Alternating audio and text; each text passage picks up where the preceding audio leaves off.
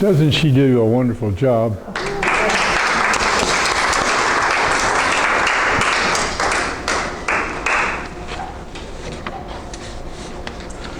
Well, I told Jack I've got a week's worth of work here. And I went to the Unity Church in Sedona, Arizona, and met the young man. His name is Michael Medved, something or other. I can't think of it. They need the microphone again, Ernie. Oh, we need the microphone? You got it. There you are. Okay, you got that question in mind. Today's talk is about mastery. And I've lived it all week. You know, every time I turn around, there's something that comes to me or comes at me or comes through me or whatever it is about mastery. And so I've been thinking about it and thinking about it and thinking about it. And my wife is an artist, and she says, you're not an artist until you've done 10,000 hours of art. I don't have 10,000 yet, but I'll work on it.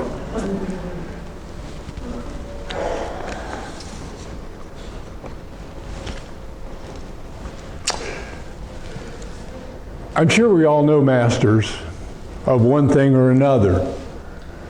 And I'm just really blessed to have masters in my life that have mentored me and assisted me and helped me grow, helped me learn, helped me understand.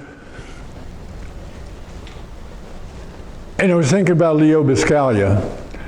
We had a church up in Newport Beach, and they wanted to have a love class just like Leo Biscaglia had for USC.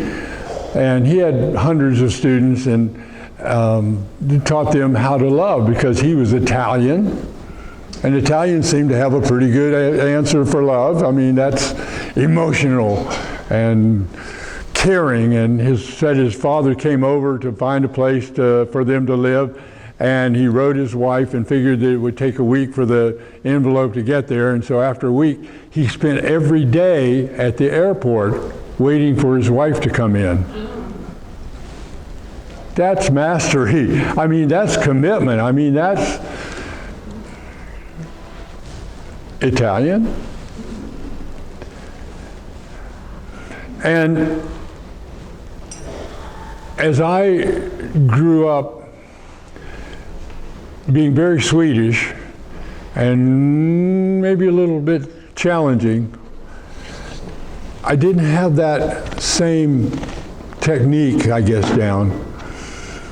And so I didn't have that experience. But when the people from the church wanted to have a love class, I said, okay, yeah, let's do it. And so we had 18 people, and I was the 19th, and I was the only male. And you laugh? And I was concerned. Metaphysics, new thought, our church called it new thinking, you know, to make it current. And it was mainly female. And so anyway, I wasn't concerned too much about it, but our president of the board contracted a disease or had a growth inside of her that they said was the size of a large apple. And so the love class decided that we're going to heal her, right? And so everybody went over to her hospital room the night before the operation, and we told her that she was healed already, that knowing it was the most powerful thing that you can do to be healed. I mean, if you believe you're healed, that's good, but to know it. And so she said she knew it, right? We left her. She said, oh, Ernie, you can take my little hot car and use it for 3 or 4 days because I'm going to be in here for 3 or 4 days. And I thought, oh, me, you know, put me in a sports car, and I've got a little mastery going there. And so here we are, and she said my roommate will bring over the key to the car in Monday afternoon. She had to use it in the morning, and you could have it in the afternoon. And I said, oh, great, okay, fine. And So everything went as planned, I guess, and in the afternoon she called me and she said, "Oh, Ernie, I'm out of here this or first thing, either this afternoon or first thing in the morning, and I'll tell you about it." And I said, "Okay." And she said, "Oh, can I talk in church?" Oh, I said, "Okay, she's president of the board. She can do whatever she wants to in church." And I always considered that I was the cheerleader. You know, these people are all doing all these great things, and I was just standing back going, "Yay, do it." And that worked for me anyway. It was a fun way to live life, and I got to talk every Sunday. I did some counseling, which I liked, and I did weddings, and I had maybe you'd like to do my weddings with me, because I had a guitar player, and his name was Jeff Pearson, and Jeff left me. He moved to write country music in Nashville, and anyway, we were driving away from a ceremony that we had done, and they had big bucks in our hands, and I said, "Jeff, what do we do to earn this?" He said, "Oh, I know what we can do. We can have a new business." And I said, "We're going to have a business of doing weddings?" He said, "Yeah, we'll call it Cheap and Reliable." Anyway, so Debbie gets up to speak at the next Sunday morning, and she said, "Love class, very good." She said, "I stopped the gurney at the door and told the doctor there's nothing negative. You can't say anything, think anything bad, wrong, different, negative." He said, "I know I'm healthy." I know it. And so that's all you need to know. And she said, "Well," the doctor went in and he looked around with a probe, and the growth was gone. Now they have pictures of it, x-rays of it, but it was all gone. And I said, "You mean that's why I don't get to drive the sports car?"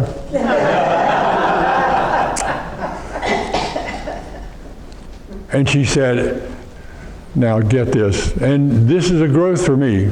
She said, "And while they were in there, I told them to tie my tubes." I'm from Virginia, quiet, bashful, shy, and demure. I fell off my chair.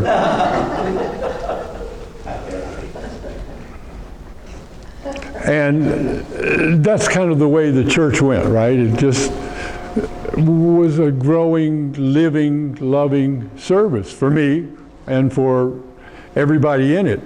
And as we grew up together and learned together about New Thought and the New Age and New Living, and the one thing that we always emphasized was that we were never alone. You know, there was always God in us, around us, through us, and for us, and that if you needed somebody, you could call them, and me, and we could talk, and we could share, and we could be together, and we could have fun together, or if we had to, we could shed a tear together. And I was thinking of all the things that one can do if one is challenged or having a challenge, and there was just no end of things that you could do if you're having a challenge. You know, you can call a friend, you can go online, and flash mobs. And the one that brings a tear to my eye almost every time is when they do a flash mob on YouTube. And if you've never done it, look it up and do a flash mob. And the one that brings a tear to my eye every time is Paco Bell's Canon in D. And oh, it just touches me. Jack Canfield, who was one of the writers of Nature of the, not Nature of the Soul, what is the one that they wrote? Chicken Soup for the Soul. Oh, Chicken Soup for the Soul. Yeah, he and Mark Victor Hansen spirited that and got that going with the help of Campbell's, I'm sure. Anyway, they had so many good things going, and he said, one day he said, oh, I'd like to come and play at your church. And I said, well, why don't we do a Sunday night thing where we would do a little workshop seminar. You do a little bit, I'll do a little bit. And he said, yeah, and I get to play and sing. I said, okay, that would be good. So Jack comes in with his guitar, and he says, gave me 5 or 10 minutes to talk, and then he took 5 or 10 minutes to talk. And he said, now we're going to do some dancing. And I thought, well, now, I do the shag. Now, that's an East Coast dance at the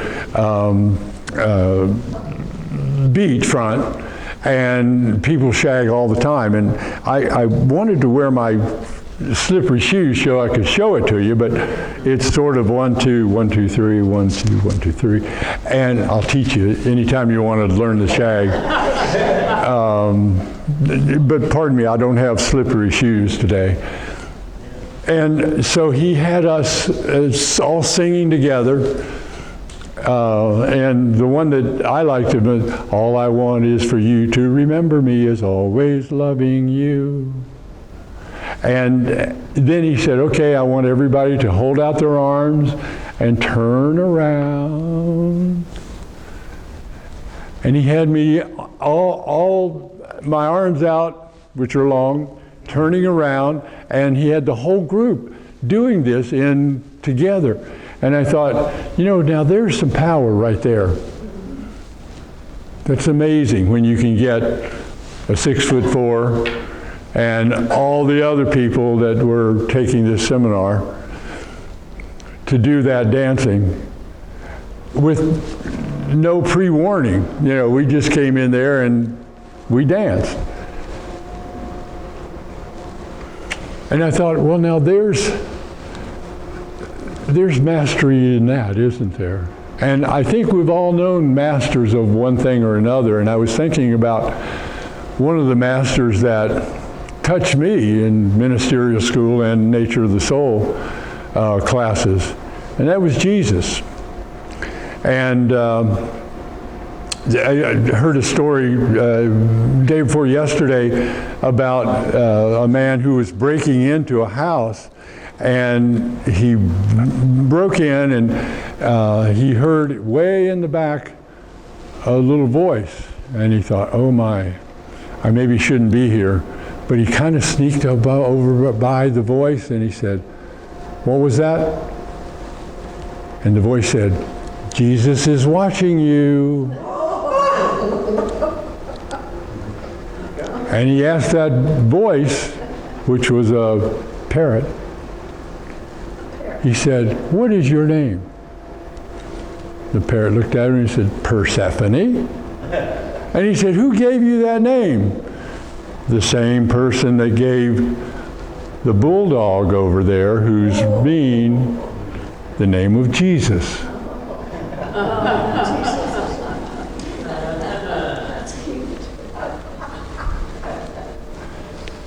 And we've all known masters, and I think what I would like to impress upon each one of us is that we probably have something that we're a master of.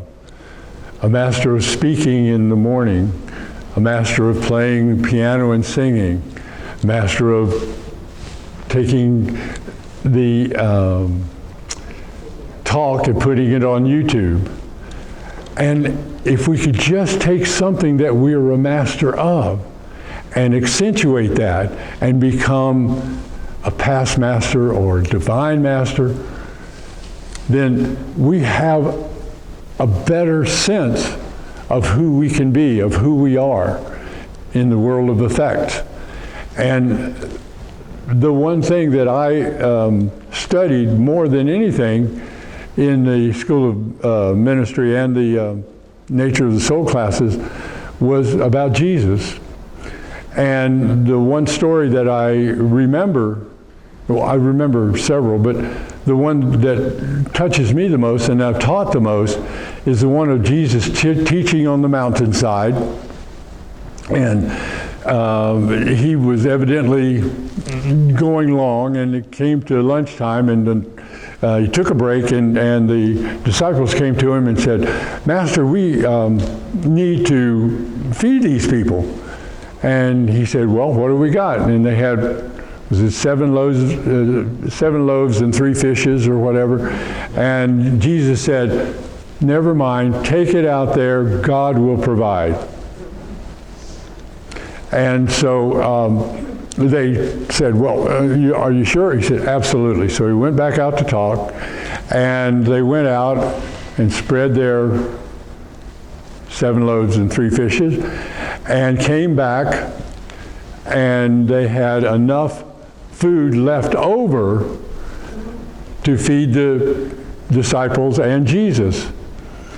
And so God provided. Well, what we know now is that all of the men wore tunics, these long white robes, and the men carried lunch and sometimes dinner. So Jesus spoke so lovingly and so powerfully that they shared their food. So God provided. And I always thought that was a beautiful story. And then my wife was saying yesterday or the day before, she said, and it was Luke 23:34, I looked it up, "Forgive them, Father, for they know not what they do." He was on the cross and forgave the people that had put him there. And to me, I thought that is a powerful affirmation of what somebody can do when they have love in their hearts, when they have love around them, when they have God as their Father.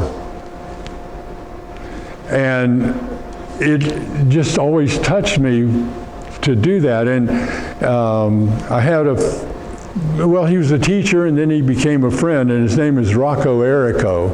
Don't you like that name, Rocco Errico?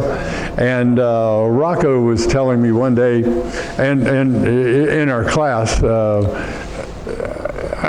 he said, and something I'd never heard before, he said, George Lamsa wrote the Lamsa Bible. And that was going to become a thing, because it said some really good things, and it said it softer and gentler sometimes than what you may have heard. God is a zealous God, not a jealous God. How can love be jealous? God is a zealous God, always active, always moving, always creating. And he said, I would have sat at George Lamsa's knees for the rest of my life just to hear him speak. George Lamsa lived on cheese and crackers for, I think it was 2 years, to translate this Bible from the Peshitta text. And he came up with a few really good changes and opportunities to look at the Bible as a loving story, and not so much a judgmental story, where it's us and them. And I was thinking about that in Mastery also, is we need to bring everybody together. We want to bring everybody, into the Unity Church, into New Thought, into metaphysics, because Jesus was a physical and metaphysical master. And he knew that we needed to all get together, because when we're all together and living together and loving together, nobody can separate us, nobody can divide us. And we have so much going for us together, and so little going for us when we're all divided and separated out. So I think mastery is something that we need to look at every day from now on, is how do we master ourselves, our group, the world. How many people are there in the world today? Is it? Somebody got a number? How many? No, but there's too many. I don't like sitting. No, not too many. There's just enough, because with that number, 8 billion or whatever it is, I was going to look it up, but I didn't. with that number, 8 billion, if we could all move together and live together and share everything, share our lives, share our mastery, share our love, what would we do? What could we do? We wouldn't have war. There's a new energy, and the new energy is going to move war out. We're not going to have a World War III, I can guarantee you. And I spoke at my Toastmasters club, and I said, you guys come, and are there any Toastmasters here? I don't see any Toastmasters. Anyway, I said, you come and see, and you'll live happier, you'll live healthier, and I guarantee you, you'll live longer, and if you don't, I'll eat my hat. None of it came, so I guess I'm safe for a while. But that's the truth. We all have to be together as one, as a unified force in the world. And if we can do that, when we do that, we can have more mastery, more love, more life, longer life, because we will be, what? Assisting and helping and growing with each other. I saw one thing this morning I was reading, and it said, I am. And it said, the most powerful words in the English language, because whatever you say after that is going to come true. You're going to manifest that.